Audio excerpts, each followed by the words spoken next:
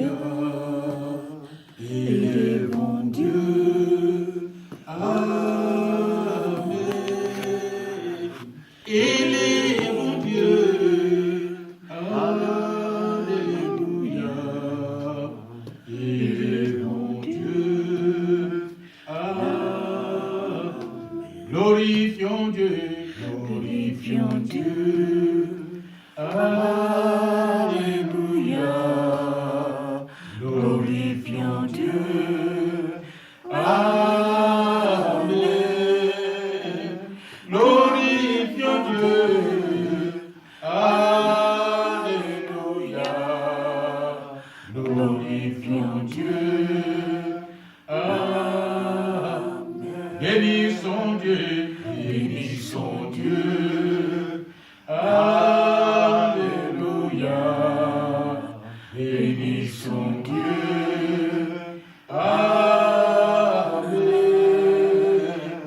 Bénissons Dieu. Alléluia.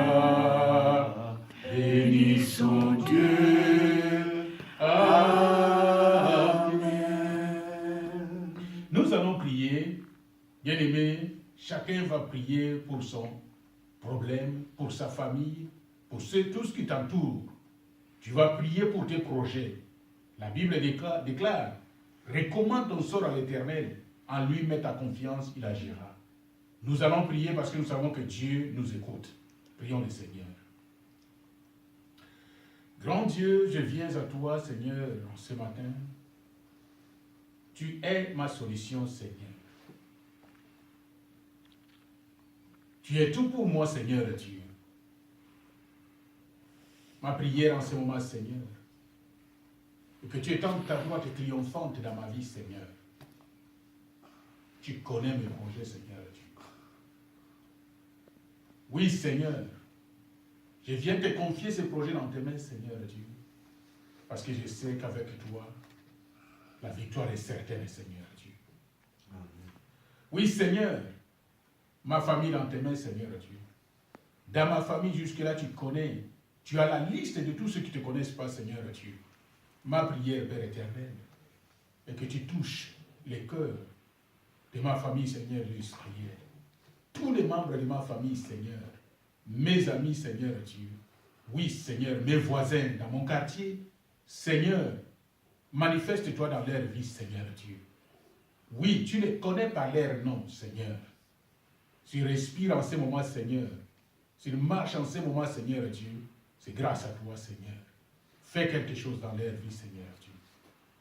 Papa, je viens te confier nos frères et sœurs qui ne sont pas encore arrivés en ce Dieu, Seigneur.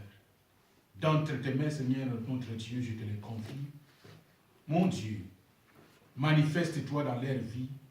Tu connais leurs pensées, Seigneur Dieu. Tu sais de quoi ils ont besoin, ou elles ont besoin, Seigneur. Manifeste-toi afin que leur joie soit parfaite pour la gloire de ton nom, Seigneur. Merci, Seigneur.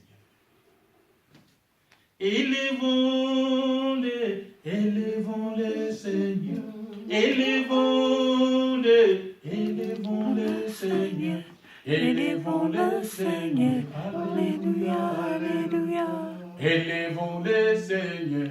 Alléluia, Alléluia. Glorifions-les. Glorifions-le, Seigneur. Glorifions-les. Glorifions-le, Seigneur.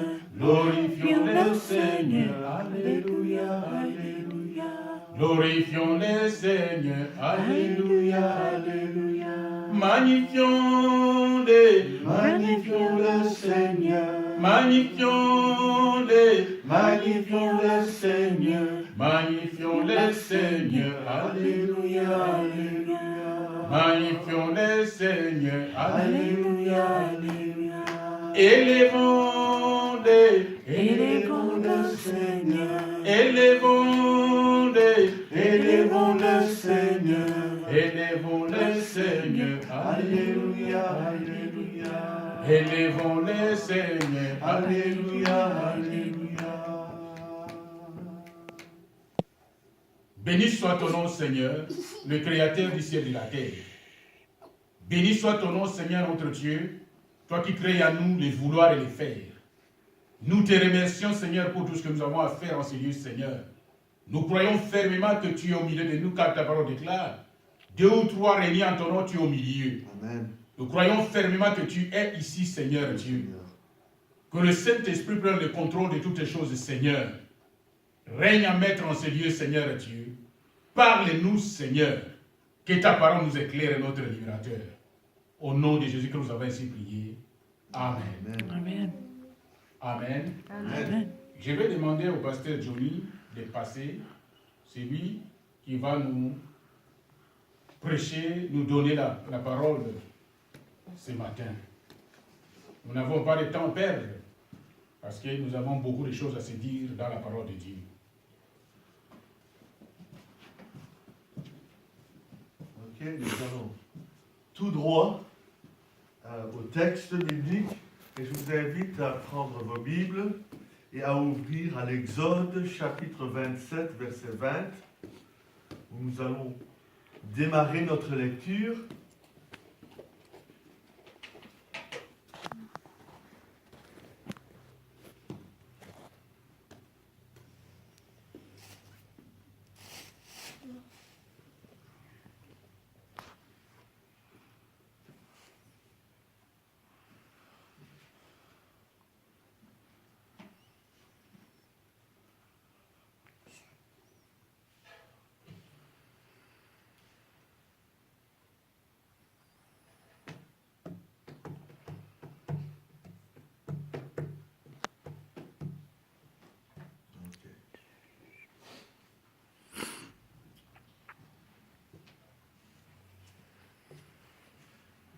Alors, j'aimerais bien vous prévenir, nous allons lire à partir du chapitre 27, verset 20,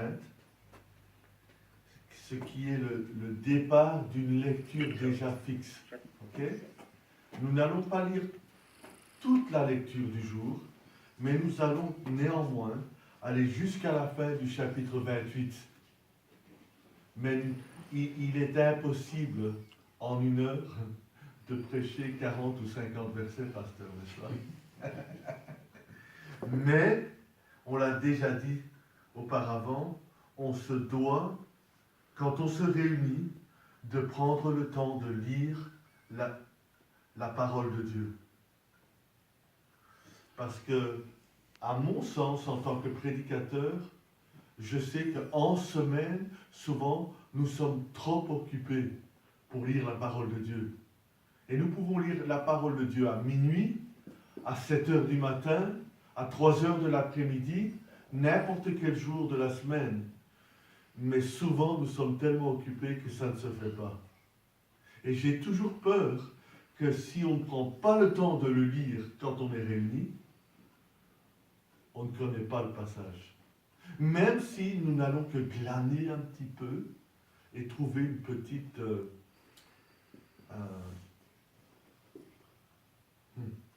comment on dit encore, pasteur, un nugget d'or. Une pépite, hein? Une pépite d'or, c'est ça qu'on dit, hein? On va essayer de trouver une petite pépite d'or, une petite perle à l'intérieur de ce passage. Et je vais utiliser ce passage comme un tremplin. Et nous allons en fait, à partir du chapitre 28, verset 1, trouver quelque chose qui s'explique par la parole de David dans les psaumes. Et ce verset central dans les psaumes sera le sujet de notre prédication. Et la première moitié de la prédication sera la traduction d'un commentaire biblique sur ce psaume. Le psaume lui-même est un commentaire sur le verset 1 du chapitre 28. Et nous allons lire à partir du verset 20 du chapitre 27 jusqu'à la fin du chapitre 28. Comme ça, on est fixé sur le cadre de la prédication aujourd'hui, mais je vais simplifier les choses et on va se concentrer sur un verset précisément et à l'aide du psaume 65, verset 5, dans quelques instants que nous allons lire aussi. Et puis j'ai une deuxième moitié du message, Et si Dieu le veut, nous allons pouvoir faire les deux moitiés aujourd'hui, pasteur. Tu crois que c'est possible? Tout dépend de moi, non? Mais alors, je me demandais, pasteur, si ta voix est bonne aujourd'hui, si tu voudrais bien lire à partir du verset 20, et si on pouvait... Ivan, ton français, il est bon? Tu sais lire assez bien? Ok, tu vas le faire jusqu'au bout? Ouais. Ok, on va laisser le pasteur Vincent aller jusqu'au bout alors. C'est le chapitre 27. Verset 20. Ok. Jusqu'à la fin de 28. Tu ordonneras aux enfants d'Israël de t'apporter pour les chandeliers de l'huile pure d'olive concassée, afin d'entretenir les lampes continuellement. C'est dans la tente d'assignation, en dehors du voile qui est devant le témoignage, qu'Aaron et ses fils la prépareront pour que les lampes brûlent du soir au matin en présence de l'Éternel.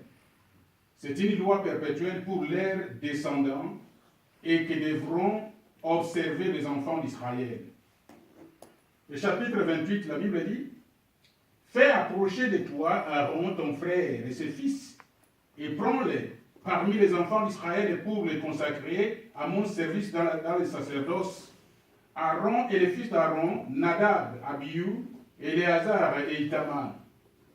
Tu feras à Aaron, ton frère, des vêtements sacrés pour marquer sa dignité et pour lui servir de parure. Tu parleras à tous ceux qui sont habiles, à qui j'ai donné un esprit plein d'intelligence, et ils feront le vêtement d'Aaron, afin qu'il soit consacré et qu'il exerce mon sacerdoce. Voici les vêtements qu'ils feront: un pectoral, un éphod, une robe, une tunique brodée, une tiare et une ceinture. Ils feront des vêtements sacrés à Aaron, ton frère, et à ses fils, afin qu'ils exercent mon sacerdoce. Ils emploieront de l'or, des étoffes teintes en bleu, en pourpre, en cramoisi et de fin lin.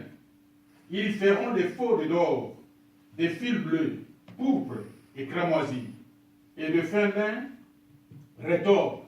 Il sera artistement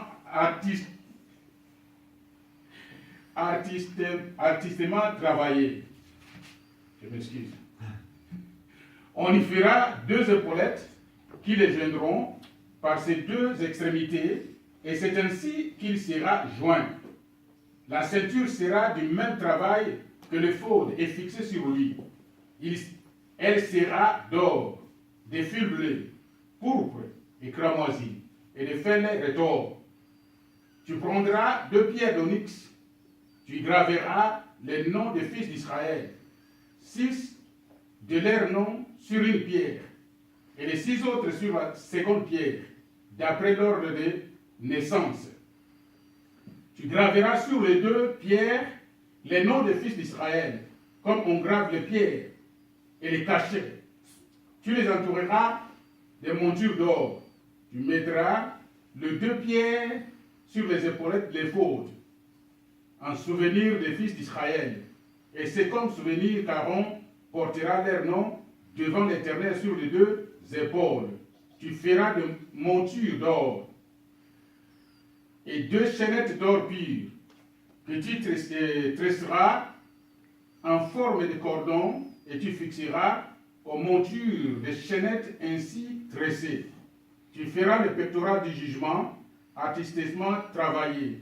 Tu le feras du même travail que l'éphod. Tu le feras d'or, de fils bleus, pourpre et cramoisi, et de fin lin rétors. Il sera carré et double. Sa longueur sera d'un empan et sa largeur d'un empan. Tu en chasseras une garniture de pierres, 4 rangées de pierres. Première rangée, une sardoine, une topage, une émeraude. Seconde rangée, une escarboucle, un saphir, un diamant. Troisième rangée, une opale, une agate, une améthite. Quatrième rangée, une chrysolite, un onyx, un jaspe. Ces pierres seront enchâssées dans leur monture d'or. Il y en aura 12 d'après les noms des fils d'Israël. Elles seront gravées comme des cachets, chacune avec les noms des lignes des 12 tribus. Tu feras sur les pectorales des chaînettes d'or pur, tressées en forme de cordon. Tu feras sur les pectorales des anneaux d'or, et tu mettras ces 2 anneaux aux 2 extrémités du pectoral. Tu passeras les 2 cordons d'or dans les 2 anneaux aux 2 extrémités du pectoral, et tu arrêteras par devant les bouts de 2 cordons aux deux montures placées sur les épaulettes de l'éphod. Tu feras encore des anneaux d'or que tu mettras aux 2 extrémités du pectoral sur le bord intérieur appliqué contre l'éphod. Et tu feras 2 autres anneaux d'or que tu mettras au bas des 2 épaulettes de l'éphod sur les devants près de la jointure au-dessus de la ceinture de l'éphod. On attachera les pectorales par des anneaux aux anneaux de l'éphod avec un cordon bleu, afin que le pectoral soit au-dessus de la ceinture de l'éphod et qu'il ne puisse pas se séparer de l'éphod.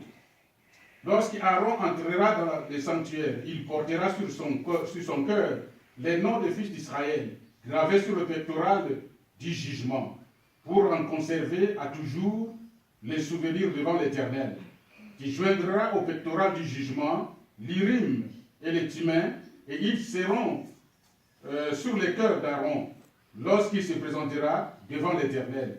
Ainsi Aaron portera constamment sur son cœur les jugements des enfants d'Israël lorsqu'ils se présenteront devant l'Éternel.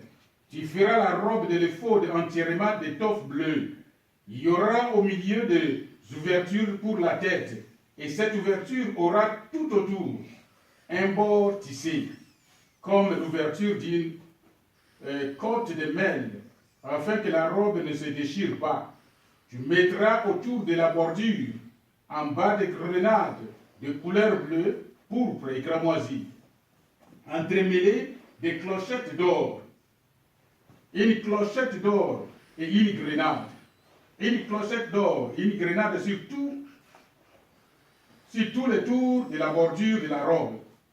Aaron s'en revêtira pour faire le service quand il entrera dans le sanctuaire devant l'Éternel. Et quand il en sortira, on entendra le son des clochettes et il ne mourra point. Tu feras une lampe d'or pur et tu y graveras comme on grave un cachet sainteté à l'Éternel. Tu l'attacheras avec un cordon bleu sur la tiare, sur le devant de la tiare. Elle sera sur le front d'Aaron. Et Aaron sera chargé des iniquités commises par les enfants d'Israël en faisant toutes les saintes offrandes. Elle sera constamment sur son front devant l'Éternel, pour qu'il leur soit favorable. Tu feras la tunique de fin lin, tu feras une tiare de fin lin, tu feras une ceinture brodée. Pour les fils d'Aaron, tu feras des tuniques, tu leur feras des ceintures et tu leur feras des bonnets pour marquer leur dignité, pour leur servir de parure. Tu en revêtiras Aaron, ton frère, ses fils avec lui. Tu les joindras, tu les oindras, tu les consacreras, tu les sanctifieras, et ils seront à mon service dans les sacerdoces. Fais-leur des caleçons de lin pour couvrir leur nudité. Ils iront depuis les reins jusqu'aux cuisses. Aaron et ses fils les porteront quand ils entreront dans la tente d'assignation ou quand ils s'approcheront de l'autel pour faire le service dans le sanctuaire. Ainsi, ils ne se rendront point coupables et ne mourront point. C'est que la loi perpétuelle pour eux, pour Aaron, c'est une loi perpétuelle pour Aaron et pour ses descendants après lui. Et nous disons Amen. Amen. C'est un long passage, n'est-ce pas? On vient de lire 45 versets, et 43 de ces versets, c'est une leçon en couture. Je ne sais pas si vous approchez la parole de Dieu comme moi, mais souvent, je trouve que quand je lis la parole de Dieu, il y a des endroits où Dieu dit presque rien ou rien du tout. Et on est obligé d'utiliser son imagination pour remplir les blancs, si on veut, du récit, car dans le récit, on nous donne très peu de détails. On nous donne tout juste ce que Dieu veut nous dire. Parfois dans la Bible, Dieu mentionne une personne et ne dit rien de cette personne. Et on se demande, mais pourquoi il a mentionné la personne? Pas de détails. Une autre fois, il mentionne la personne et il y a beaucoup de détails. Mais combien de fois, dans la parole de Dieu, on a tant de versets pour ce que va porter un homme?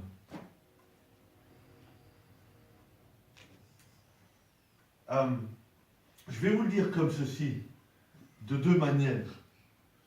La parole de Dieu, nous avons 39 livres dans ce que nous plaisons à appeler l'Ancien Testament, que les Juifs appellent le Tanakh, ce qui veut dire la Torah, les prophètes et les écrits. Et nous avons 27 livres dans ce que nous appelons le Nouveau Testament. Et il y a 4 évangiles, les actes des apôtres, et plein de lettres, n'est-ce pas? Et puis, bien sûr, le dernier livre de la Bible, c'est l'Apocalypse. Mais pour finir, qu'est-ce que nous avons? Nous n'avons que ça du Seigneur. Voilà ce qu'il nous a laissé. Amen? Amen. Par écrit, je dis. Il nous donne plus par la bouche. Par la bouche, c'est sans fin. Mais par écrit, c'est limité.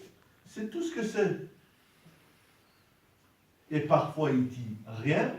Parfois, il laisse des vides parce qu'on doit chercher. Et parfois, il dit tout juste ce qu'il a envie de dire, mais pas beaucoup de détails.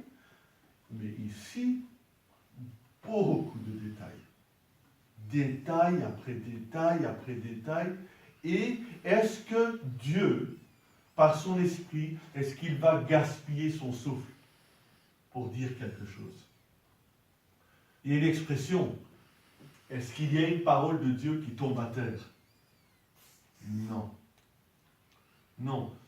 Dieu ne dit jamais, oh, c'est pas ce que je voulais dire. Ça, c'est humain. Hein, parfois. Ah, c'est pas comme ça, c'est pas ce que je voulais dire. En fait, ce que je voulais dire, c'est... Parce que parfois, on a du mal à s'exprimer. Est-ce que Dieu a du mal à s'exprimer? Non. Il ne gaspille pas un mot. Il ne dit ni plus ni moins de ce qu'il veut dire. Donc, quand il prend le temps, c'est comme si il arrêtait le temps et il prend le temps de nous décrire les vêtements de sacerdoce.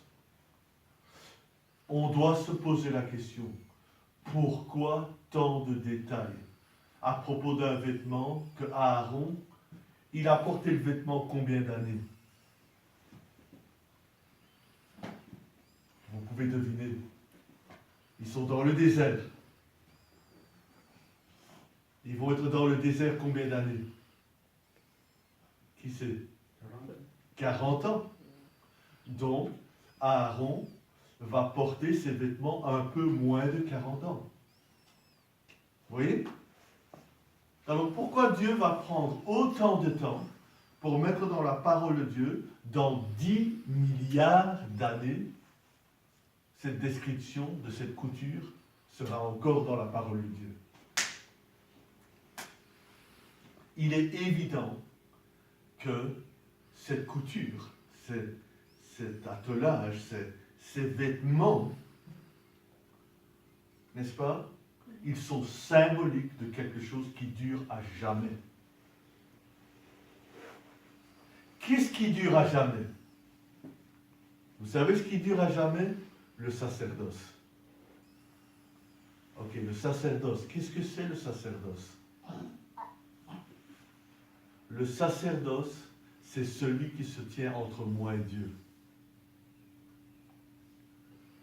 Il représente Dieu vers moi envers moi, et il me représente moi envers Dieu, et il se tient entre moi et Dieu au cas où je serais en mauvaise entente avec Dieu.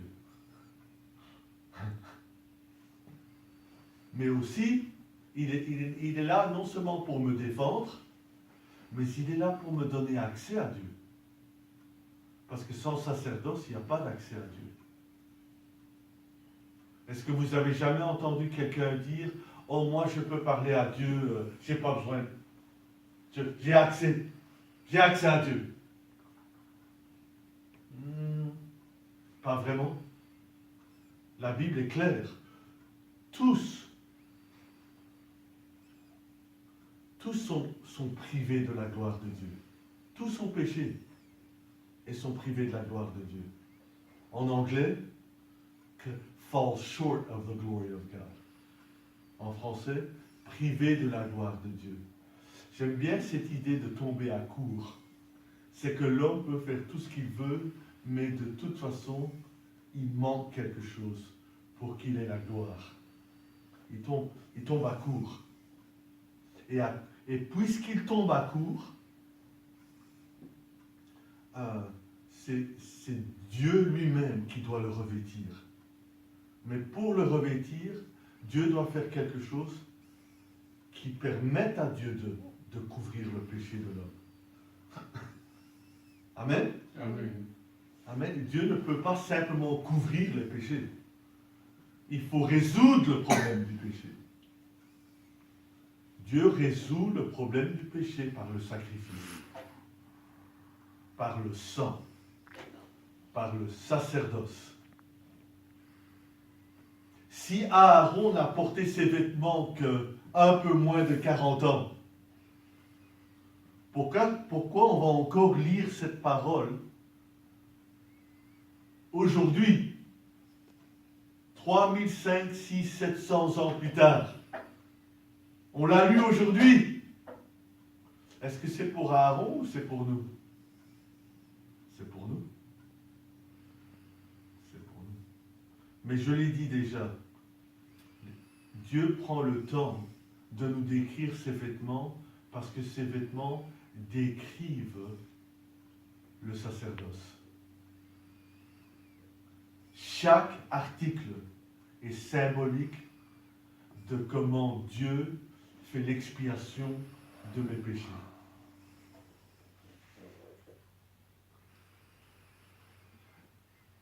Quand on dit expiation, ça veut dire couvrir le péché.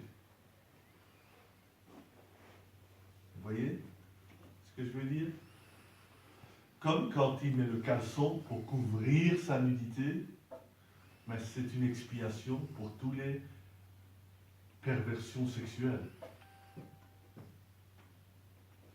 Pourtant, on se dirait, est-ce que Dieu peut pardonner une perversité? Oui, il y a moyen. Mais il peut. Il peut. S'il y a quelque chose sur le pectoral, on nous dit que le pectoral, ça symbolise l'arrogance humaine. Vous voyez? Mais Dieu couvre mon arrogance. Il sait faire l'expiation de mon arrogance. Il met un ruban sur la tête pour couvrir les péchés de la tête. Amen. Amen. Parce que le péché, ça commence ici aussi. On a des pensées impures. Il faut couvrir ces péchés-là aussi. C'est pour ça qu'il y a un turban, etc., etc. Chaque article parle de ma responsabilité envers Dieu et comment moi, je peux couvrir chaque aspect de mon péché.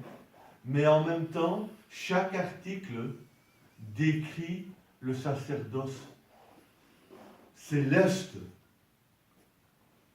de celui qui a le sacerdoce après l'ordre de Melchizedek, pas Aaron. Parce qu'Aaron, il a officié combien d'années? Un peu moins de 40 ans. Et puis il est mort. Vous savez quand il est mort? La parole de Dieu nous dit qu'il ne fallait pas qu'un seul article manque sur le corps d'Aaron quand il officiait, de peur qu'il ne meure. Alors s'il ne veut pas mourir, il doit checker tous les articles. Il ne peut pas manquer la ceinture, il ne peut pas manquer les épaulettes, il ne peut pas manquer les clochettes, il ne peut rien manquer. Amen? Amen. De peur qu'il ne meure. Le jour qu'Aaron est mort, vous savez ce qu'on a fait? On a enlevé ses vêtements de sacerdoce et immédiatement la parole de Dieu dit, il est mort. Qui veut dire que tant qu'il avait les vêtements, il pouvait vivre à toujours. Mais dès qu'on a enlevé ses vêtements, il est mort. C'est puissant ça. C'est puissant. Bien sûr, notre Seigneur Jésus-Christ vit à jamais, est assis à la droite du Père, il intercède pour nous, et il a conquis, contrairement à tout homme, il a été tenté en tout point, comme tous les hommes, mais jamais avec le péché. Il a toujours conquis. Et donc son vêtement, il le porte à toujours. Et alors il peut mais puisque lui est mon sacerdoce, mon sacrificateur à jamais, j'ai ma vie à jamais en lui. Amen? Amen. Ok. C'est lié à la leçon d'aujourd'hui, mais ce n'est pas la leçon d'aujourd'hui. Mais il fallait que je passe par l'explication de pourquoi on a lu une si grande description d'une robe, d'un vêtement, d'une tiare, d'une tunique, d'un pectoral, des épaulettes, un éphod, etc. Et tout ça relatif à la sanctification d'un homme et ses fils. C'est là où on va démarrer le message d'aujourd'hui. Ok? Mais avant de démarrer le message, j'ai encore une deuxième chose à vous dire, qui est liée à la deuxième moitié de la leçon et qui se trouve dans les versets que nous allons voir dans le livre de Paul aux Éphésiens, qui va être la deuxième moitié de la leçon, qui va répondre aux problèmes que je vais susciter dans cette première moitié. Ok? Je vais susciter un grave problème pour nous, mais j'ai la réponse dans le Nouveau Testament, dans la deuxième moitié. Ok? Mais avant de le faire, il y a quelque chose par rapport à ce texte que nous avons lu. Il y a un mystère, et ce mystère est lié à la deuxième moitié du message. Alors je dois préparer le terrain. Quel est le mystère? Le mystère est que la lecture que nous avons lue aujourd'hui s'inscrit dans les lectures hebdomadaires des synagogues depuis les temps d'Esdra ou Ezra. Et cette lecture déjà choisie, surintendue par l'Esprit, qui a mis en place l'horaire de Dieu et qui, par le canal du Juif, a fait descendre l'horaire de Dieu par les fêtes à travers l'année, par les 12 mois bibliques qui commencent par la sortie de l'Égypte, mais surtout par le sabbat qui ancre tout le système, tout l'horaire de Dieu. Parce que le sabbat, c'est comme ça que Dieu coupe le temps. Il coupe le temps en 7, n'est-ce pas? Et Dieu a fait descendre cette lumière du calendrier divin, de l'emploi du temps de Dieu par le peuple juif, et qui a mis en place des lectures qui divisent les 5 livres de Moïse en lecture hebdomadaire pour toute l'année liturgique biblique. Suivez-moi. Car ce n'est pas anodin que le Seigneur lui-même,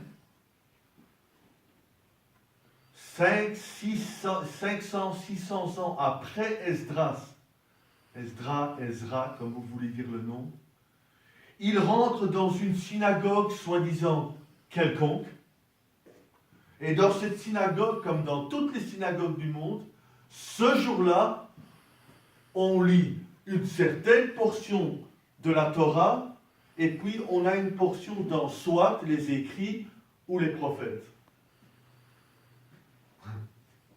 Qui plus est, nous avons lu une certaine partie de la lecture d'aujourd'hui. Nous n'avons pas lu toute la lecture et nous n'avons pas non plus divisé la lecture en 7 parce que même la lecture hebdomadaire, elle est divisée en 7 lectures. Et dans une synagogue, la personne que Dieu pense qu'il mérite de monter d'où il est jusqu'à la parole de Dieu et lire le rouleau, quand il lit la portion du jour, une des 7 portions de la lecture du jour, cette portion-là, on va lui dire qu'avant d'être pour les auditeurs, c'est pour lui.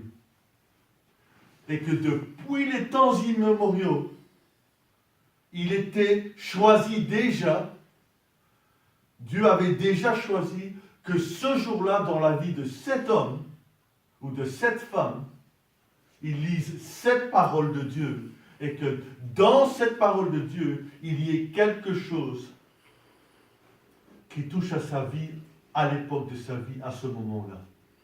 Et qu'il doit internaliser, il doit personnaliser la parole de Dieu. Ça, c'est une chose très connue chez le juif, puisqu'ils vivent ça à l'hebdomadaire. Amen? Amen. Nous n'avons pas nécessairement cette connaissance. Mais l'épisode du Seigneur dans les évangiles s'inscrit dans ce qui est déjà connu chez le juif. Que celui qui approche le rouleau et qui lit cette parole, de toute façon, elle est déjà pour lui. Alors Jésus prend le rouleau et on nous dit, le passage du jour où on lisait était dans Ésaïe. C'était déjà choisi. Et Dieu, avant la fondation du monde, savait que son fils allait rentrer dans une synagogue un jour précis dans l'histoire humaine. Et que ce jour-là, déjà en place depuis quelques centaines d'années, il y a la lecture de ce passage et qui attend son accomplissement dans la vie de Jésus. Et Jésus lit ce passage et il dit ce passage, il parle de moi. Et quelqu'un dira, et alors, c'est normal ça? C'est toi qui lis. On sait ça déjà. Mais il va plus loin. Non. Aujourd'hui, cette parole est accomplie en moi et dans vos oreilles. Amen. Amen. Il est allé plus loin. Mais il s'inscrivait dans cette idée. La lecture que j'ai choisie, elle est la lecture de la semaine. Dans toutes les lectures. Où est le mystère? Ça prend beaucoup de temps de mettre en place le terrain, n'est-ce pas, pasteur? Et tu as toujours raison de dire, on prend le temps, et si on finit, on finit. Si on ne finit pas, on reporte. Amen?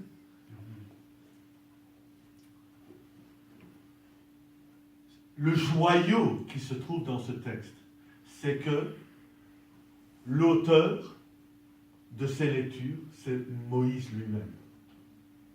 La parole de Dieu nous dit dans le Nouveau Testament que la Torah ou la loi est venue par Moïse et la grâce et la vérité sont venues par Jésus. Amen? Amen. Alors, on va trouver le nom de Moïse dans toutes les portions hebdomadaires. À partir de l'Exode. N'est-ce pas?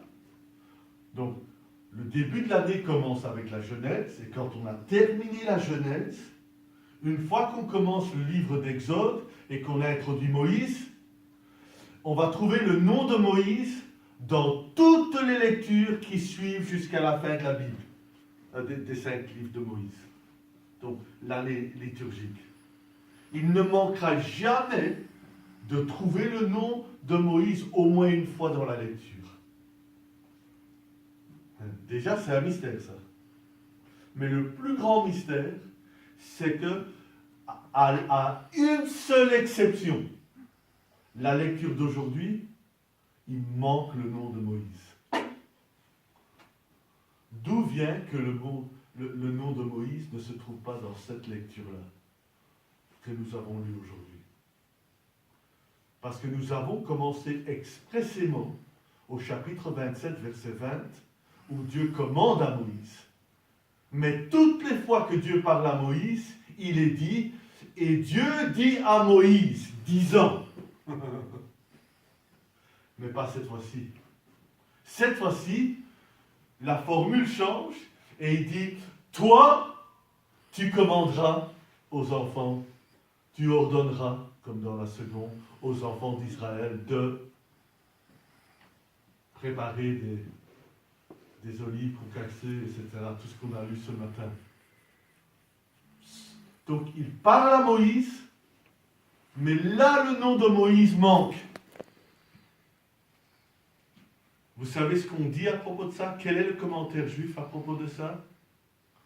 Est-ce que vous vous rappelez quand Dieu a dit « Je vais effacer ce peuple de la planète et je vais recommencer avec toi, Moïse, et tes 2 fils ». Souvenez-vous de ce passage? À ce moment-là, il y a un moment où Moïse est en train de parler à Dieu et apparemment dans le rouleau en hébreu, il y a un temps mort. C'est comme si le texte s'arrêtait. Petite anomalie dans la manière d'organiser les mots. Et les rabbins nous disent pourquoi il y a ça. C'est pour nous dire qu'il y a un temps mort. Et pourquoi le temps mort? Parce que Moïse se tait et il réfléchit. Et quand il ouvre la bouche à nouveau, il dit, Seigneur, s'il le faut, efface mon nom de ton livre. Mais n'efface pas ce peuple. Et s'il y a un peuple juif aujourd'hui, c'est parce que Dieu, au lieu d'effacer le juif, il a effacé le nom de Moïse. Mais ce que vous ne savez pas, je ne vais pas vous le montrer en hébreu, c'est en hébreu qu'on le voit. Le trésor de ce passage qui dit efface-moi de ton livre, le ton en hébreu, c'est une lettre à la fin d'un mot. Ok? Cette lettre, c'est la lettre Kaf. La lettre Kaf porte le numéro de 20. Et dans les 52 à 54 lectures de l'année, devinez quelle est cette lecture-ci que nous avons lue aujourd'hui. C'est la 20e lecture de l'année. Et dans la 20e lecture de l'année, Dieu a fait ce que Moïse a demandé.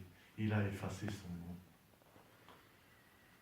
Et vous dites, mais qu'est-ce que ça a à voir avec la leçon dans Éphésiens chapitre 2 où nous allons aller au Nouveau Testament? N'est-ce pas? Non seulement Dieu a effacé son nom, mais vous le savez, Moïse n'est pas rentré dans le pays. Pourquoi Moïse n'est-il pas rentré dans le pays? Si Moïse rentre dans le pays, le peuple meurt dans le désert. Si le peuple rentre dans le pays, Moïse doit rester dans le désert. Vous comprenez? Quelqu'un doit subir la punition. Et s'il y a un peuple juif, aujourd'hui, 3000 ans plus tard, c'est parce qu'un homme a dit « efface-moi ».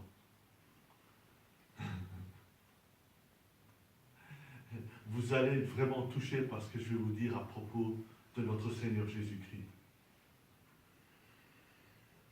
Ce que je suis en train de vous dire, c'est que il est dit en Ésaïe à propos du Messie, pas à propos de Moïse.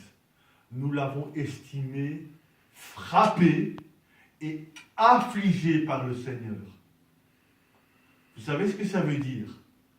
On est embarrassé, on est gêné, on est scandalisé par la personne qui est frappée par la justice. Parce que derrière nous, on se dit quelque part, peut-être qu'il le mérite, et on prend ses distances, parce qu'on a des doutes, parce qu'on voit la persécution de cette personne, on voit que la justice se mêle à la chose, et on voit que Dieu frappe cette personne, et si Dieu frappe, peut-être qu'il le mérite. C'est la même chose avec Paul. Paul dit, tous, presque tous étaient scandalisés de ce que Paul était en prison. Qu'est-ce que ça veut dire qu'on est scandalisé que Paul est en prison? Parce que le croyant, il fait, je me demande si je dois encore écouter l'enseignement de Paul, un gars qui va en prison. Et les gens prennent leur distance avec le gars qui est frappé. Mais si Paul est frappé, il est frappé comme Jésus. Et si Jésus est frappé, il est frappé comme Moïse le fut. Il faut que quelqu'un prenne le jugement. C'est la même chose avec les 2 fois que Dieu a détruit le temple. Vous savez pourquoi Dieu a détruit le temple? Vaut mieux que la colère de Dieu se déverse sur un bâtiment en briques et en pierre que sur des corps qui ont des âmes. Et Dieu frappe au cœur du judaïsme leur bâtiment, mais ce n'est qu'un bâtiment. Et il déverse son courroux, sa colère, sur un bâtiment afin de ne pas frapper à outre mesure le peuple. Vous comprenez ce que je dis? Oui. Qu'à chaque génération et dans toute localité, les méchants vivent parce que Dieu frappe le juste. Pas seulement Jésus, pas seulement Paul, pas seulement Moïse, mais en toute génération et en tout lieu où Dieu a le droit de venir et effacer, s'il trouve un homme juste, il va frapper l'homme juste va auprès de Dieu, mais ça donne aux pécheurs le temps de se repentir.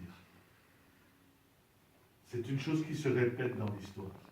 Ça veut dire que le monde lui-même, le monde injuste, il subsiste à cause des justes. Détruiras-tu la ville de Sodome et Gomorrhe si je trouve 50 justes? 40? Et vous le savez, il va jusqu'à 10. Si je trouve 10 justes, Dieu dit, si tu trouves 10 hommes justes dans la ville, j'épargne la ville.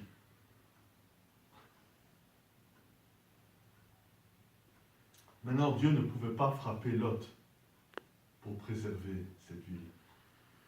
Parce que Lot était compromis. Donc quand vous voyez un homme de Dieu qui est frappé de Dieu, c'est un homme juste. Et Dieu frappe cet homme ou cette femme à la place de frapper les pécheurs. Cette leçon de Moïse qu'il est effacé, ce que vous ne savez pas, c'est que depuis 2000 ans, vous savez pourquoi vous appelez Jésus Jésus et pas Yeshua? Je vais me permettre.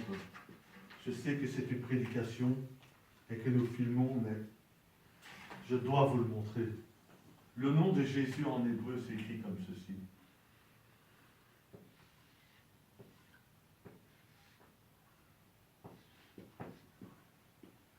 Ça, c'est un Y avec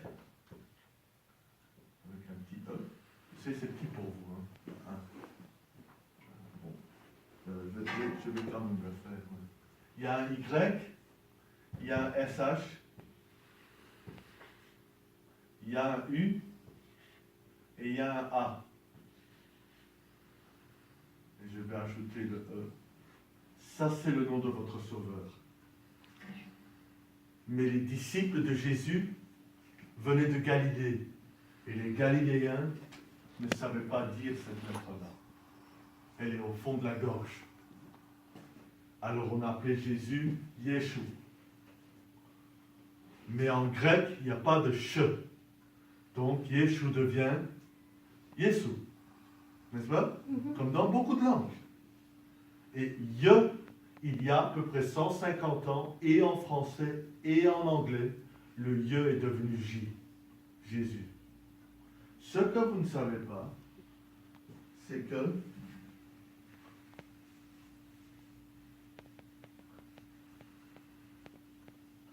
le peuple religieux et le peuple juif au large a rejeté Jésus. N'est-ce pas? Et tous les mots en hébreu sont un acronyme d'autres mots. Et le Y, ici, je vais le mettre ici, c'est qu'il soit effacé. Donc, je ne vais pas mettre tout le mot, mais je peux mettre effacé, c'est bon? C'est pas comme ça que j'écris normalement, mais c'est plus vite. Ça, c'est le Y, fait un mot yimar, qu'il soit effacé. Le shin, c'est le mot shem, mot, nom, son nom.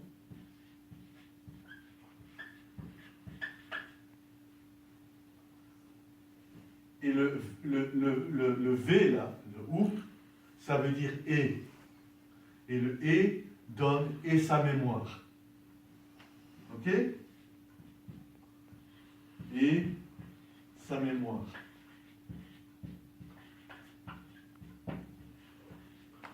Alors, quand le juif non-croyant, je dis non-croyant, qui ne croit pas que le Messie c'est leur Jésus, leur frère, parle de notre Seigneur et Sauveur, il dit leur gars. Et je suis enregistré, et ils le savent bien, et on me verra sur YouTube. Ils le savent déjà depuis 2000 ans. Ils font leur gars. Mais quand ils ont le courage de dire le nom, ils ne peuvent pas dire le nom. Parce qu'il faut effacer le nom de Jésus. Alors, ils rigolent qu'on l'appelle Yeshua, parce qu'ils savent que Yeshua, en fait, Jésus a perdu quelque chose. Abraham a gagné le H. Jésus a perdu quelque chose. Et quand il a perdu la dernière lettre, eux, ils le voient comme une calamité, comme un scandale, comme quelqu'un qui est frappé et affligé de Dieu, mis à la porte. C'est pour ça qu'il meurt sur la croix, en dehors des murs de Jérusalem. Pas aux mains des Juifs, mais aux mains des Romains. Il a été livré. Le plus grand péché d'Israël, c'est d'avoir livré un de leurs frères aux païens. C'est une grande faute à réparer, n'est-ce pas? Mais c'est une faute qui se répare. Amen? Amen.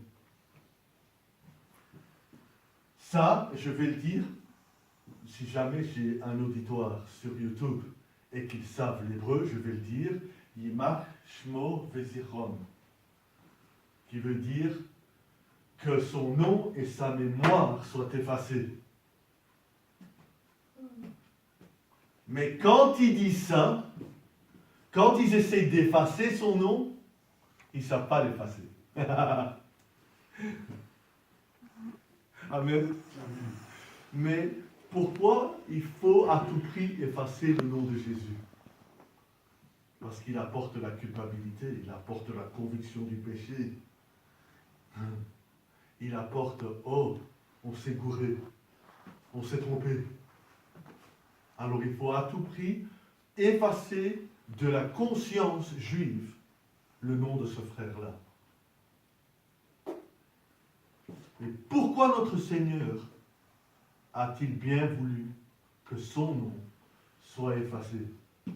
Et que même encore aujourd'hui en français, nous n'avons pas le A. Même dans le christianisme, il s'appelle Jésus.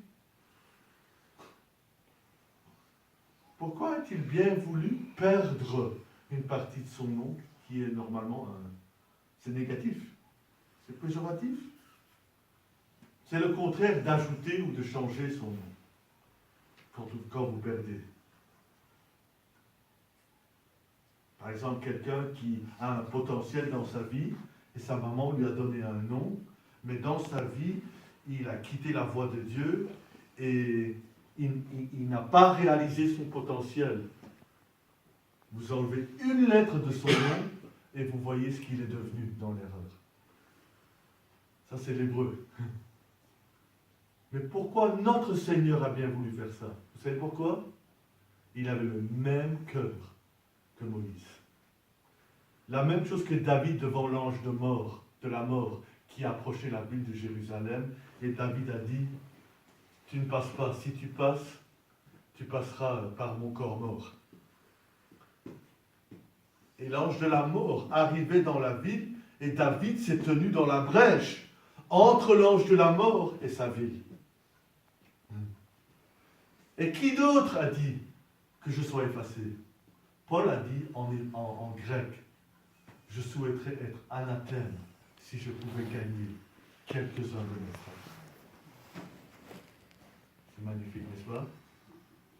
Et nous avons pris beaucoup de temps avec l'introduction.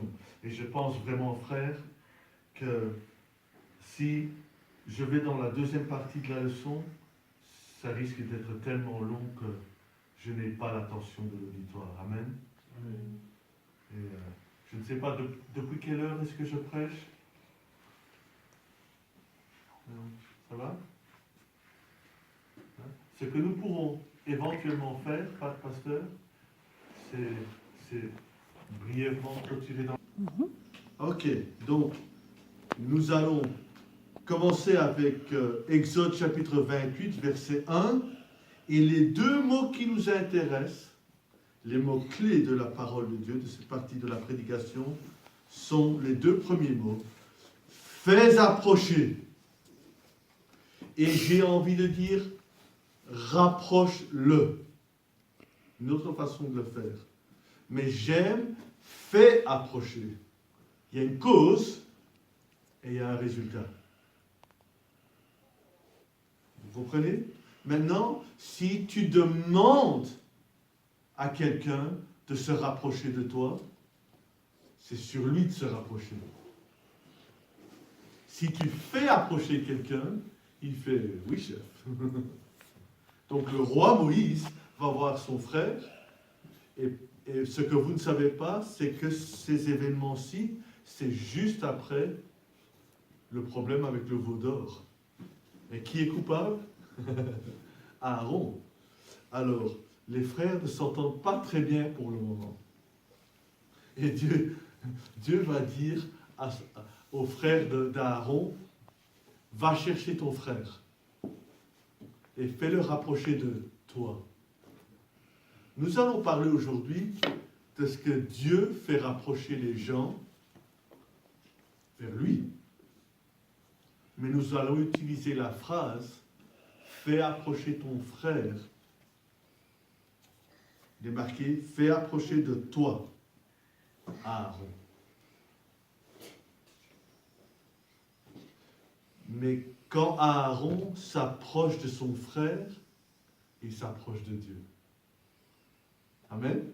Amen. Vous avez compris ça ou pas? Encore une fois, Moïse est notre symbole de ce que nous allons voir dans la personne du Messie. Et nous prétendons que le Messie, c'est ce Jésus qui est venu il y a 2000 ans. Vous êtes d'accord avec moi? Amen. Mais nous voyons dans le Nouveau Testament que nous aussi, Dieu peut me faire approcher. Mais il y a un problème entre moi et Dieu.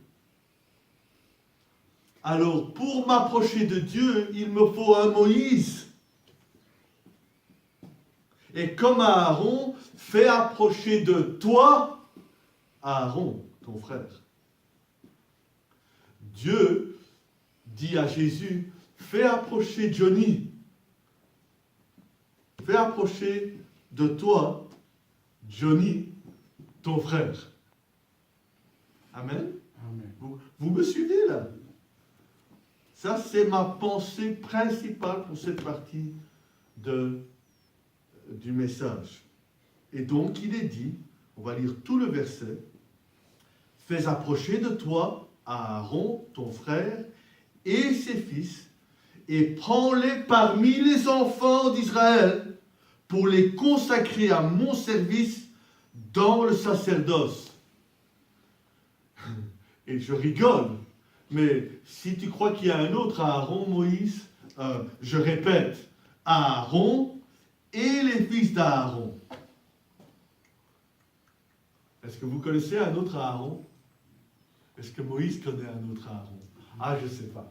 Mais c'est bizarre que Dieu dit, fais approcher de toi Aaron, ton frère. Et puis, prends-les, et ses fils, prends-les parmi les enfants d'Israël pour les consacrer à mon service dans le sacerdoce. 2 points. Qui, je me répète, dit Dieu, Aaron et ses fils. C'est comme si Dieu dit, Vincent, il y a un problème avec toi et ton frère, ok? Et parce qu'on m'enregistre, je ne vais pas dire son nom. On va prétendre qu'il y a un petit problème. Et il dit, fais approcher ton frère. Et on dit son nom. Et puis après quoi, on te dit, prends-le parmi tous les enfants de ton peuple et consacre-le. Qui? Oui, j'ai bien dit ton frère. C'est ça, n'est-ce pas? Oui, j'ai bien dit ton frère. Et là, on entrevoit que Dieu, quelque part, non seulement il insiste pour qu'il ne se détrompe pas. Lui, Dieu, le coupable, lui, moi je suis là-bas à faire descendre la parole de Dieu et l'homme le plus proche de moi me trahit. Lui, oui. Si Dieu peut faire approcher ce gars-là pour nul autre que le sacerdoce d'Israël, qu'est-ce qu'il ne peut pas pardonner? Amen. Amen. Et nous allons apprendre après pourquoi Dieu a choisi Aaron. Il avait le pardon dans l'essence de ses os.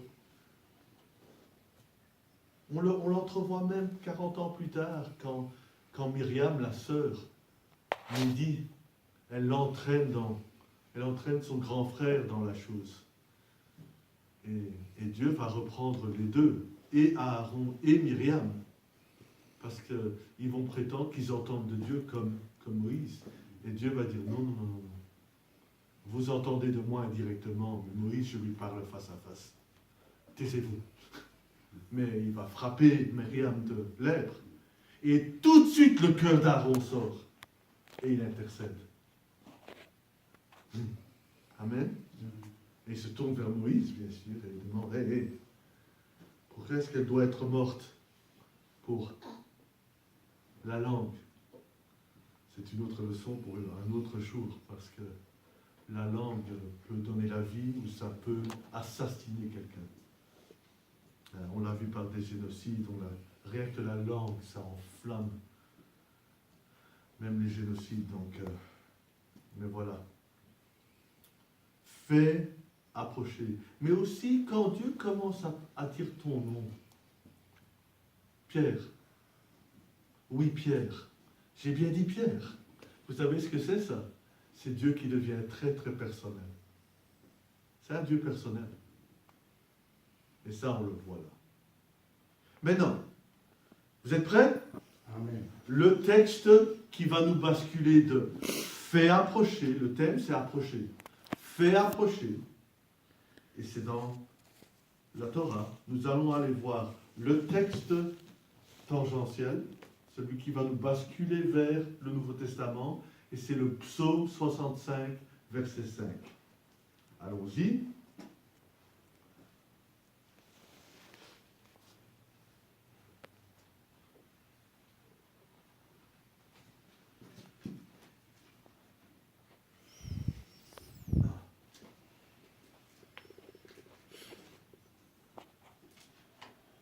Si vous permettez, j'ai besoin de le trouver ici aussi, parce que je dois vous montrer quelque chose.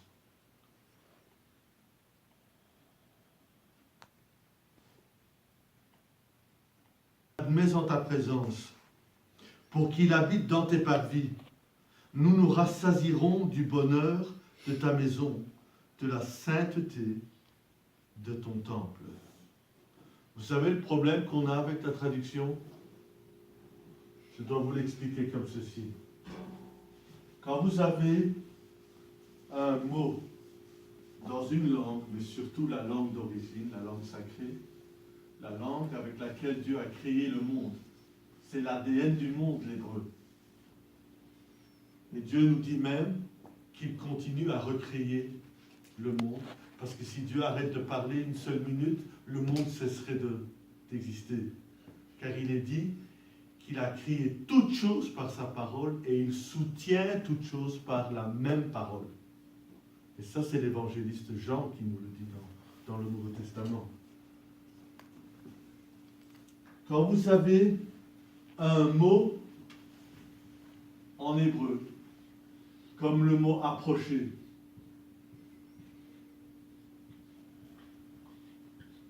ok? Vous avez le mot approcher en hébreu. Il est riche, éternellement riche avec signification. Et le mot peut partir dans beaucoup de sens. À partir de son origine, comme un fleuve, il peut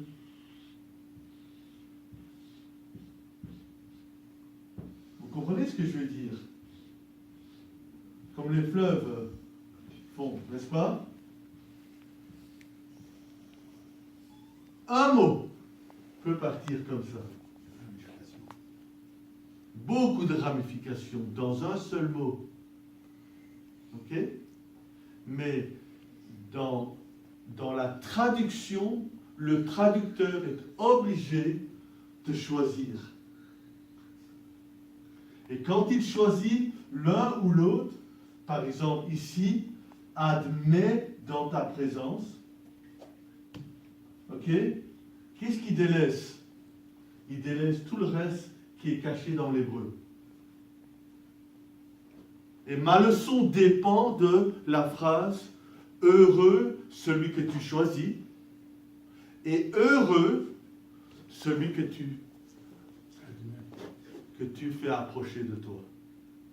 Et pourquoi j'ai besoin du mot « approcher » ? Parce que dans le premier texte, on n'a pas dit « admets dans ta présence ». On a utilisé le même mot qui est ici pour Aaron que pour ici. Mais une fois en français, on a dit « fais approcher » Aaron. Mais ici, on a dit « admets en ta présence ». Et en français, alors on perd le fait que ce sont deux textes qui sont rapprochés, où on a utilisé deux fois le même mot. Ok? Désolé, si vous n'avez pas l'habitude d'une approche académique, ce n'est pas que je veux être académique, mais si je ne m'explique pas, vous ne comprendrez pas le cœur même de la leçon. Fais approcher Aaron. Prends-le parmi tous les enfants d'Israël. Ça, c'est je l'ai choisi. Et l'autre, c'est fais-le approcher de toi. David, alors, va donner son commentaire là-dessus et va nous dire « Heureux l'homme que tu as choisi et que tu as fait approcher ». Et là, nous allons lire un commentaire biblique qui va nous expliquer ce qu'il en est de la différence entre choisir et faire approcher. Est-ce qu'il est possible que Dieu choisisse quelqu'un sans le faire approcher? Et est-ce qu'il est possible que Dieu fasse approcher quelqu'un, mais qu'il ne le choisisse pas? Est-ce qu'il est possible que Dieu choisisse quelqu'un, le repousse et le fait approcher à nouveau? Et est-ce qu'il est aussi possible qu'il y ait des personnages dans la Bible que Dieu a choisis, puis Dieu a repoussé, Et Dieu n'a pas fait revenir à nouveau. Amen. Tout ce que je viens de vous dire, c'est dans la traduction d'un commentaire biblique qu'on appelle c'est une collection de midrash. Midrash, c'est un mot hébreu qui veut dire commentaire biblique. Ça vient du mot creuser. Alors, on creuse dans la parole de Dieu d'une certaine façon pour essayer de trouver ce qui s'y cache. Drash, c'est d'arrache. Creuser, chercher. C'est une enquête, n'est-ce pas?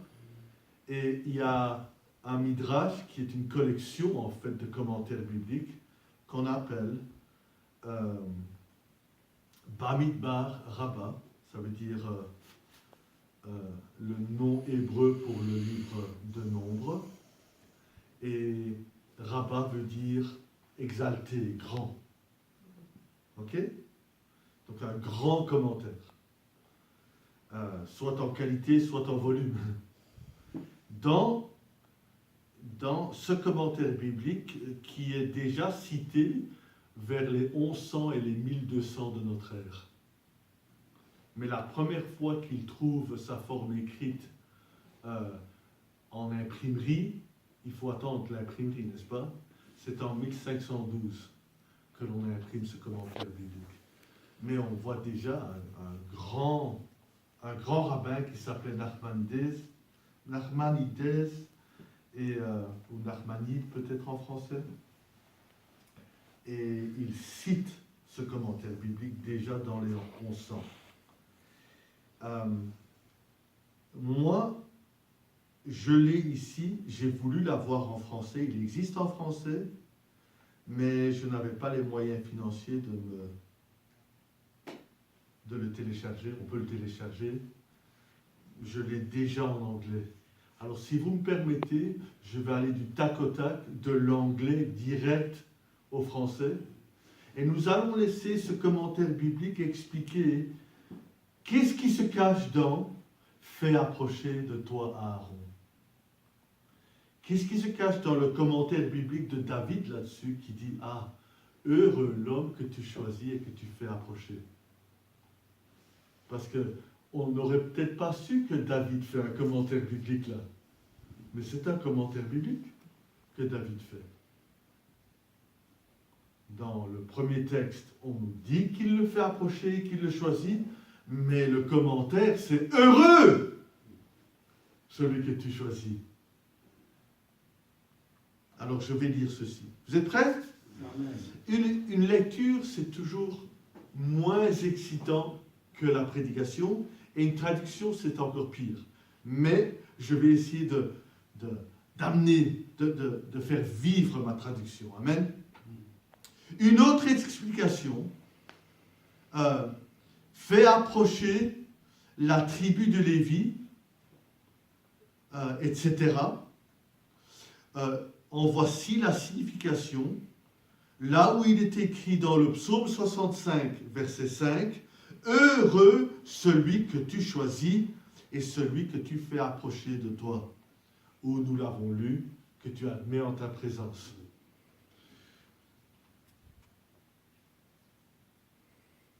Heureux est celui que l'Éternel aura choisi, même si il ne l'a pas fait approcher. Mais c'est déjà bien d'être choisi. Amen. Mais c'est bizarre, hein? Et heureux l'homme que tu as fait approcher, même si tu ne l'as pas choisi. Alors il continue.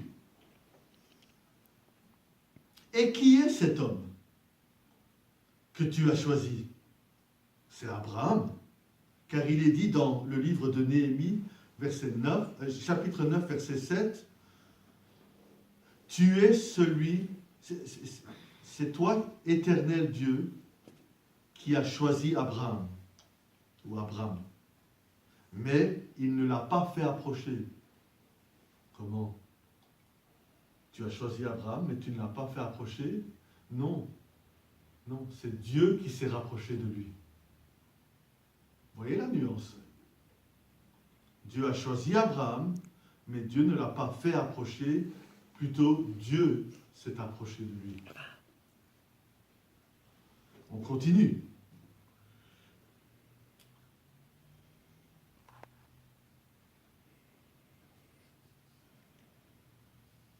L'Éternel a choisi Jacob, comme il est dit dans le psaume 135, verset 4,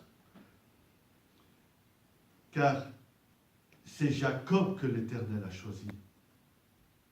Et ainsi, il est dit aussi dans Ésaïe chapitre 41, verset 8, Jacob que tu as choisi, mais il ne l'a pas fait approcher, mais plutôt il s'est approché de lui.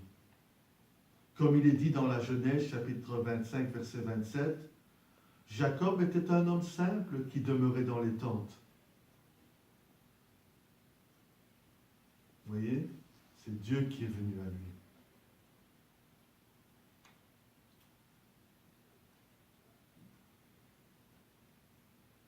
Dieu a choisi Moïse. Comme il est dit dans le psaume 106, verset 23, si ce n'était que pour Moïse, son élu. C'est tiré hors de son contexte, mais si ce n'était Moïse, ton élu, celui que tu as choisi. Mais même lui, tu ne l'as pas fait approcher. Heureux sont ceux que l'Éternel a à la fois choisis et qu'il a fait approcher. Venez voir, l'Éternel a fait approcher Jéthro, le beau-père de Moïse. Mais il ne l'a pas choisi. Mais est-ce qu'il est heureux, Jéthro, que Dieu l'a fait approcher? Mais Dieu ne l'a pas choisi.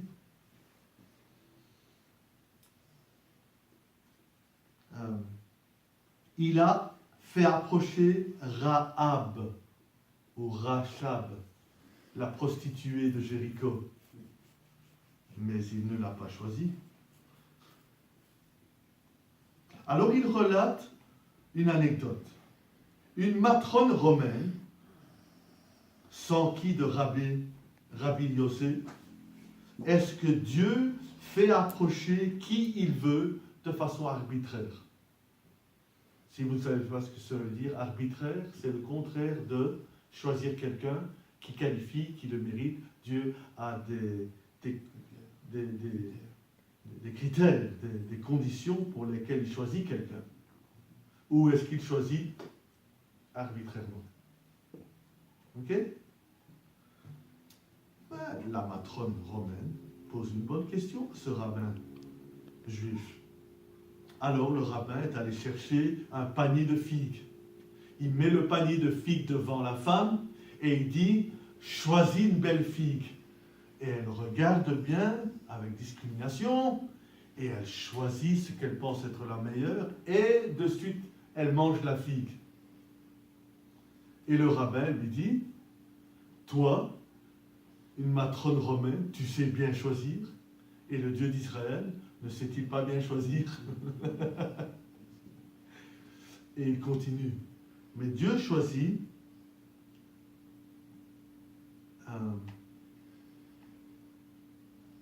que dit-il?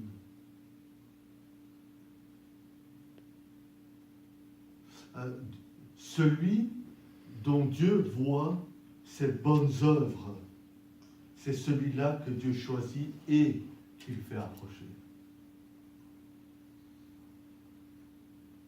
Mais donc Dieu est à la fois dans son droit de choisir qui il veut, mais en même temps, il est raisonnable de savoir qu'il choisit quelqu'un de qualité. N'est-ce pas? Le rabbin Nehemia, au nom du rabbin Shmuel, bar Rabbi Yitzhak, dit ceci: tous ceux qui sont proches ne sont pas tous proches. Et de ceux qui sont au loin, tous ne sont pas au loin. C'est bien dit, n'est-ce pas? Le commentaire continue. il y en a un qui est choisi, puis repoussé, et puis à nouveau fait approcher. Et il y a celui qui est choisi, puis repoussé, c'est-à-dire rejeté, et qui n'est pas à nouveau ramené. Aaron fut choisi, car il est dit, 1 Samuel 2, 28, je l'ai choisi d'entre toutes les tribus d'Israël pour me servir de sacrificateur. Puis, il fut repoussé, car il est dit dans Deutéronome 9, 20, que l'Éternel fut irrité contre Aaron. L'affaire du veau d'or. Mais par la suite, notre texte d'aujourd'hui, après le veau d'or, fait approcher de toi Aaron ton frère. Donc il est de ceux qui sont choisis, repoussés et à nouveau ramenés. Je ne sais pas si, sans même prêcher ça, comment vous voyez la discipline de Dieu dans notre vie. Comment il peut choisir, et on peut l'irriter, et il peut nous écarter, et quand il est prêt, il regarde comment on se comporte dans notre écartement. Et puis, c'est exactement ce que Paul dit aux Corinthiens à propos de l'homme qui commet l'inceste. Il était choisi, il faisait partie de l'Église, il a péché, et Paul dit, mettez-le à la porte. Alors il est rejeté. Et dans la deuxième lettre aux Corinthiens, Paul est même surpris qu'alors qu'il était livré au diable, il s'est repenti, et il a la preuve qu'il s'est repenti dans ses actes. Alors il fait, oh, ramenez-le. C'est la même chose. Rien ne change. Alors, il est dit, donc dans l'Exode chapitre 28, nous l'avons lu aujourd'hui, et fais approcher de toi ton frère, Aaron. Le roi Saül fut choisi de Dieu, car il est dit dans 1 Samuel 10, 24, as-tu vu celui que Dieu choisit, ou que l'Éternel choisit? Et puis de suite, il fut repoussé. Dieu dit dans le même livre, chapitre 15, verset 11, « Je regrette d'avoir mis la couronne sur Saül. » Et puis, il ne fut pas par la suite, comme Aaron, fait approcher de nouveau. Car il est dit, « Je suis dégoûté de l'avoir fait régner sur Israël. » Maintenant, qui suit Saül? David fut choisi. Psaume 78, 70 nous dit, et il choisit David, son serviteur. Puis il le repoussa, de Samuel 15, 16, verset 17, et le roi partit, lui et toute sa maison, sur les chevilles. Sur les talons, pardon. Une expression sans doute de honte. Et il se tint dans la maison de Mershak. Le rabbi Yehoshua ben Lévi dit, ils l'ont excommuniqué. Ils l'ont rejeté d'Israël et de son poste en tant que roi. Mais il est dit, néanmoins, David accepta son excommunication. Et voilà la signification de ce qui est écrit dans 2 Samuel chapitre 15 verset 30. Nous citons, « Et David prit le chemin de l'ascension des Olives, il monta et il pleura la tête couverte. Et puis par la suite, troisièmement, il fut approché à nouveau. » Ce qui suit, je vais l'éviter parce que c'est un détail de comment on nous dit dans la tradition juive qui est responsable de l'avoir restauré à Dieu. Je vous dirai seulement que cette partie-là du texte mentionne le nom de celui qui enseignait David personnellement. Et c'est son enseignant qui l'a regagné à Dieu. Amen. Et puis, nous arrivons à la suite de ce commentaire. Le rabbin Yehoshua de Sachnin dit au nom de Rabbi Lévi, il y en a 6 qui furent choisis. Le sacerdoce, l'ordre de Lévi, Israël, la monarchie de la maison de David, Jérusalem, la ville, et le temple. D'où savons-nous qu'il a choisi le sacerdoce? Il est écrit, 1 Samuel 2, 28, et je l'ai choisi d'entre toutes les tribus d'Israël pour me servir de sacrificateur. Ou de sacerdoce. D'où est-ce que nous savons qu'il a choisi l'ordre de Lévi? Deutéronome 18, 5 nous dit, et il a été choisi par l'Éternel, ton Dieu. Et d'où savons-nous qu'il a choisi Israël? Dans le même Deutéronome, chapitre 7, verset 6, l'Éternel, ton Dieu, t'a choisi. D'où tirons-nous qu'il a choisi la maison de David pour la monarchie? Il est dit dans le psaume 78, 70, et il choisit David, son serviteur. Et d'où savons-nous qu'il a choisi la ville de Jérusalem? Il est dit dans 1 Roi 11, 32, la ville que tu as choisie. Et d'où savons-nous qu'il a choisi le temple dans cette même ville? Il est dit dans 1 Chronique, chapitre 7, verset 16, j'ai choisi et sanctifié cette maison. Qu'est-ce que David voulait vraiment dire dans le psaume 65, verset 5? Heureux celui que l'Éternel a choisi et heureux celui qu'il a fait approcher. Et c'est-à-dire celui qui est doublement heureux. On peut être heureux d'être choisi, gloire à Dieu, mais il ne nous a pas fait approcher. Ou on peut avoir été approché comme Rahab, la prostituée, comme Jéthro, comme tant d'autres, mais ne pas avoir été choisi. Mais on est heureux. Mais si on veut être doublement heureux, et choisi, et fait approcher. Et qu'est-ce qui manque dans ça? Le milieu. On n'est pas dans le verset. On n'est pas obligé d'être repoussé. C'est pour ça que ce n'est pas dans le psaume 65. Nous avons étalé dans le commentaire être choisi, repoussé, ramené. Mais le psaume dit seulement choisi, ne parle pas de l'autre, et heureux celui qui est approché, qu'on fait approcher. Pourquoi? Parce que le repoussement ou le rejet, ça c'est sur moi. Je ne dois pas passer par là. Ce n'est pas un passage obligé d'être rejeté. Amen? Amen. Maintenant, je regarde un petit peu pour voir si j'ai envie de dire le reste. C'est riche. C'est comme répéter tout ce que je viens de dire. Oui, je ne vais pas répéter ça. Voyons la fin. Oui, on va laisser ça. C'est bien, mais on va le laisser. Ok. Qui connaît l'expression « Il y a 6 choses que, même 7 ». Pasteur, tu connais bien ça.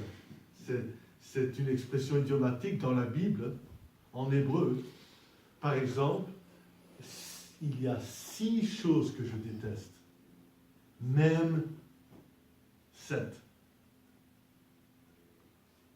Et apparemment, la 7e, je la déteste plus que même les 6 ensemble. Ok? Et vous savez que la 7e, c'est un frère qui divise. Si vous ne le savez pas. Maintenant,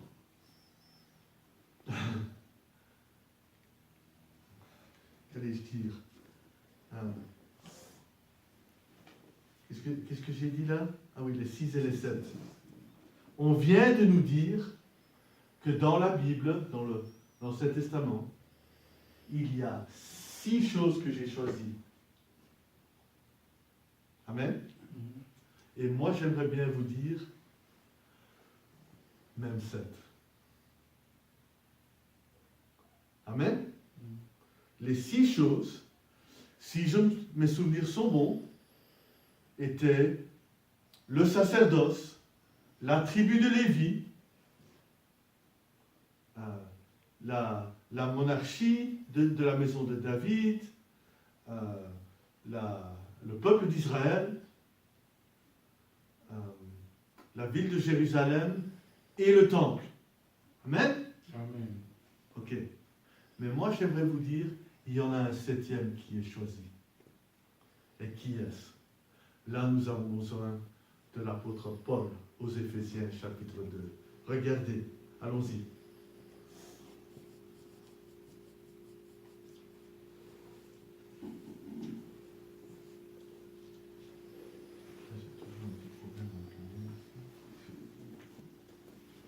Éphésiens, chapitre 2.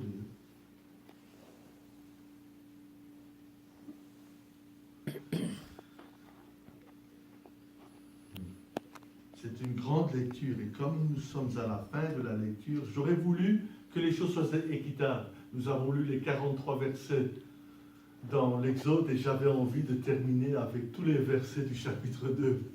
Mais nous n'allons pas le faire. Nous allons direct au... Ah, je ne l'ai plus là.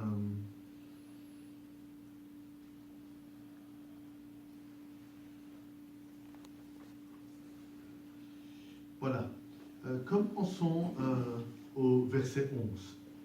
Éphésiens, chapitre 2, verset 11. Et laissons l'apôtre Paul, quelque part, conclure l'affaire.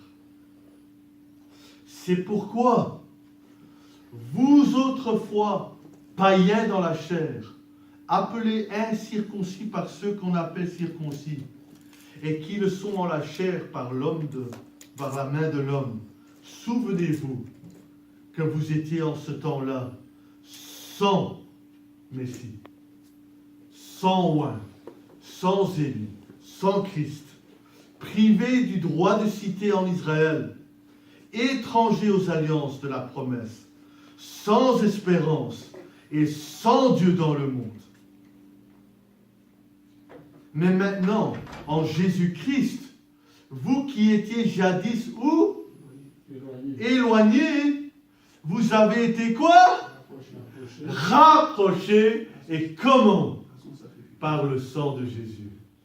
Fais approcher Johnny de toi, Jésus, ton frère. Amen. Amen. C'est ça qui se passe. Comment est-ce que je m'approche de Dieu? De la même façon qu'Aaron, il s'est approché de son frère. Moi, je dois m'approcher de mon frère, qui est Jésus. Il y a une autre leçon là, que je m'approche de Dieu aussi quand il y a un problème entre moi et un frère, et je m'approche de mon frère, je m'approche de Dieu. Amen. Mais je voulais surtout que l'on voie que nous étions non élus et non rapprochés. Les deux. Mais par le sang de Jésus, je suis et choisi et rapproché. Amen. Amen. Car il est notre paix, lui qui des deux n'en a fait qu'un, et qui a renversé le mur de séparation, l'inimitié, ayant anéanti par sa chair la loi des ordonnances dans ses prescriptions, afin de créer en lui-même avec les deux un seul homme nouveau, en établissant la paix, et de les réconcilier. Si on ne voit pas Moïse et son frère, je ne sais pas ce qu'on voit. Si je ne vois pas ma réconciliation avec Jésus, je ne vois pas ce qu'il y a là. Si je ne suis pas réconcilié Adam et Ève, les deux deviennent une chair, n'est-ce pas? C'est ça qui est là. Et de les réconcilier l'un et l'autre en un seul corps avec Dieu par la croix, en détruisant par elle l'inimitié. Il y a tellement à lire là, mais on va s'arrêter là. Dieu a choisi 6 choses, nous dit le rabbin. Mais rabbin Johnny, je ne suis pas un rabbin. Moi, je vous dis, il y en a 7 qui sont choisis. En Jésus, par son sang, nous sommes et choisis et rapprochés. Est-ce que nous sommes au plus près? Non. Mais rapprochés, oui. Désirons d'être l'homme de David dans Psaume 65, verset 5. Heureux l'homme que tu as choisi, et doublement heureux celui que tu fais approcher de toi. Il se rassasiera du pain de ta maison. Amen. Prions.